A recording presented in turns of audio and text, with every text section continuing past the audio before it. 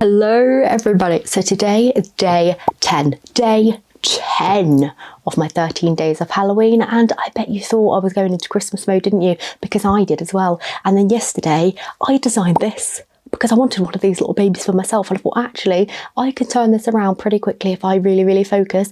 I have worked 18 hours yesterday getting some of these samples done, the design just right, the pattern made, the pattern exclusive video filmed, worked my absolute butt off to get this done in time, and I just adore her. And I thought you guys have been showing up for me so much recently with all of the comments, all of the likes, all the new people that have been joining me, and yeah, I feel so blessed and so thrilled. So I'm going to share a quick tutorial of this. There is obviously a longer real-time tutorial. It's around about an hour long, which will be available to purchase with the pattern.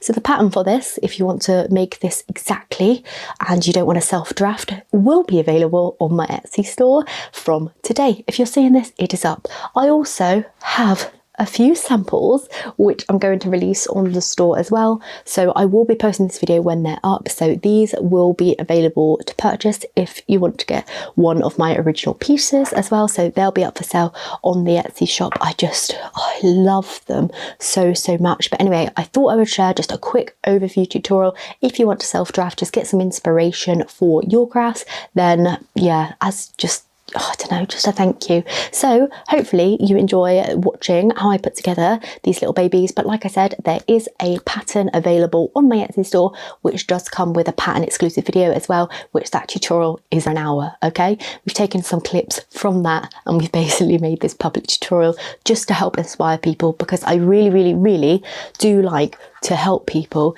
and inspire people to make their own Halloween decorations and Christmas ones coming soon.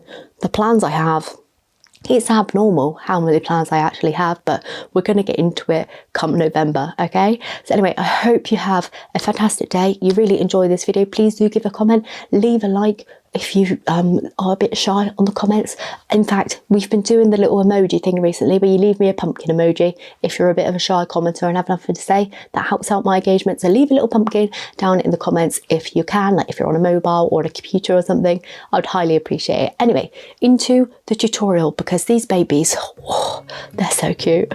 So first of all, starting off on the head, I basically took 5 eye-shaped pieces, sewed them all together, turned them the right size way round through a little hole that I left, and then stuffed them with wool stuffing. I always recommend wool stuffing over polyfill. It's so much denser, but obviously polyfill is so much easier to come by and it's so much cheaper, so you need to weigh up those options. But I used wool stuffing here. I then stitched it up, and then I just moved on to the body in the same way. I stitched around the pattern piece, I stuffed it up, and I sewed it together basically. To insert the arms and the legs, I actually used little sticks for these. You would have seen this in my previous pattern that I released, the Benny one. I also shared a public tutorial of that one as well, so that will be linked down in the description if you want to check that one out. And again, there is a pattern exclusive run through video with that one as well as this one. So once I had the body done and the legs glued in, I then just attached the head to the top of the body just by sewing it, then inserted the sticks for the arms either side of the body.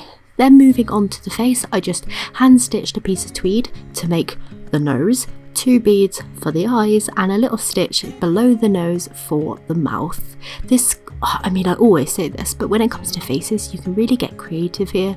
You can like stitch them on, you can paint them on, you can put felt on them, you can use vinyl. You just can get so creative and make so many fun characters. I remember my first ever pumpkin doll, that one was called Clarence, and he had a little candy corn nose, and I absolutely love him. Anyway, moving on to the clothing. So I stitched the hat and the dress in the same black tweed fabric. This was like a stretchy tweed, absolutely stunning. I actually upcycled this from an old skirt that I found in a charity shop, and it served as the most beautiful clothing for these little dolls. So I stitched up this top part of the dress to begin with, hand stitched it to the sticks obviously, because there's only so much we can do in terms of bending the sticks around a piece, so it had to be stitched on this piece. Then I just stitched on the most gorgeous little skirt part scarf to make this dress, had vintage lace down the bottom, absolutely beautiful.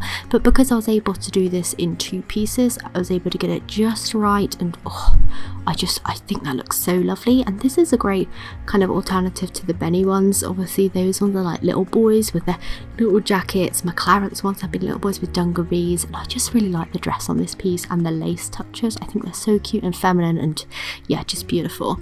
When it came to the hat, I actually used cardboard to reinforce the kind of structure of the brim of the hat. That worked out really well. I actually top stitched over that with my sewing machine. It worked out perfectly. I stuffed the top of the hat with some wool stuffing to make that nice and dense, and then I just stitched around the bottom, encasing all that in and then joining the 2 pieces together. You can use glue to make your little witch's hat. I've seen lots of little witch's hats out in like decorations and stuff. It might mean that you don't even have to make the hat yourself. You could probably buy it as a decoration and just use that. That's quite a good thought actually. And I suppose for the head you could also use one of those like little velvet pumpkins, you know, the ones you could buy from Hobbycraft that are like £1 or £2. That would probably work out really well as well. Maybe I should try that next year. A beginner's style using stuff that's already out there. Anyway, I'm getting off topic now. I stitched the hat to the head. I added on a few little details, but added a bit of the extra tweed around there, stitching on some cute little cross stitches.